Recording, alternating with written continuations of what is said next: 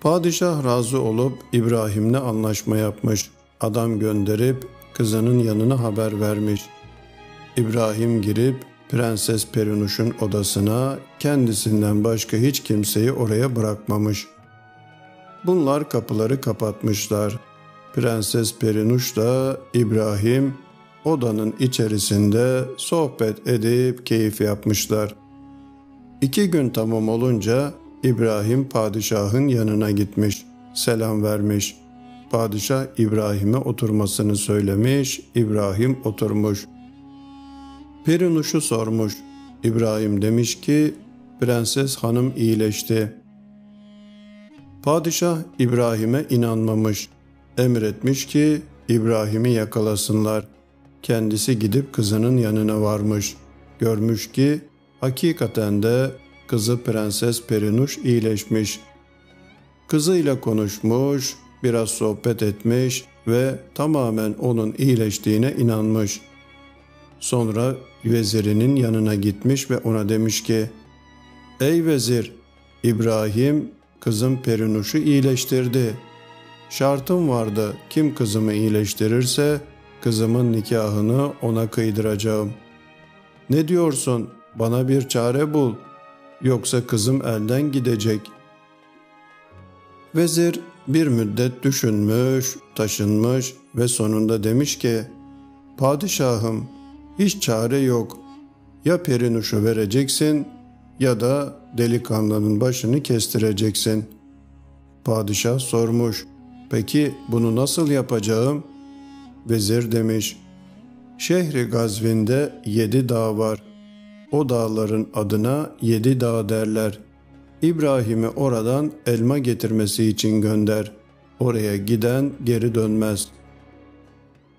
Padişah vezirin bu fikrine razı olup İbrahim'e demiş ki, "Ey İbrahim, 7 dağdan elma getirirsen kızım Perinuş'u sana vereceğim.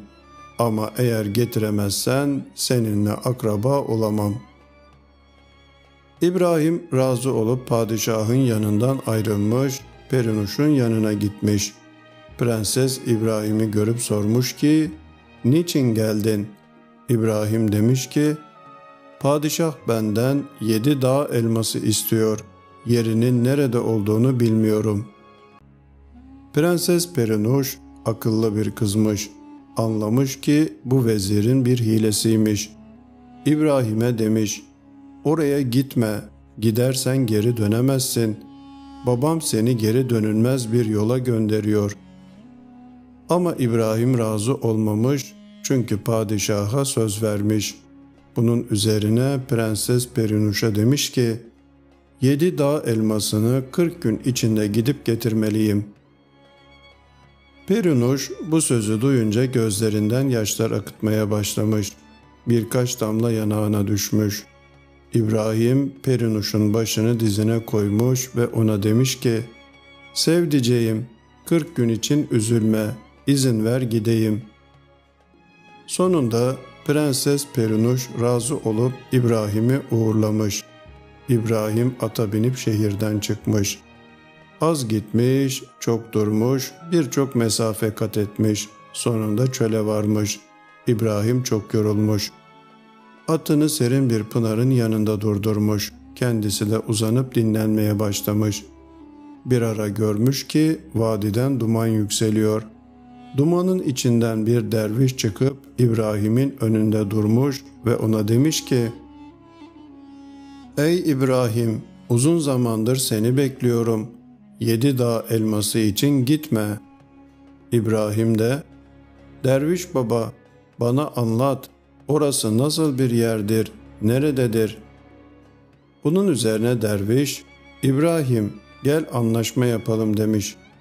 "Ben sana bir tılsım öğreteyim, sen de o elmalardan birini bana ver." İbrahim, dervişin bu teklifine razı olmuş. Derviş İbrahim'i almış, evine götürmüş. Tılsım kitaplarını açıp önüne koymuş.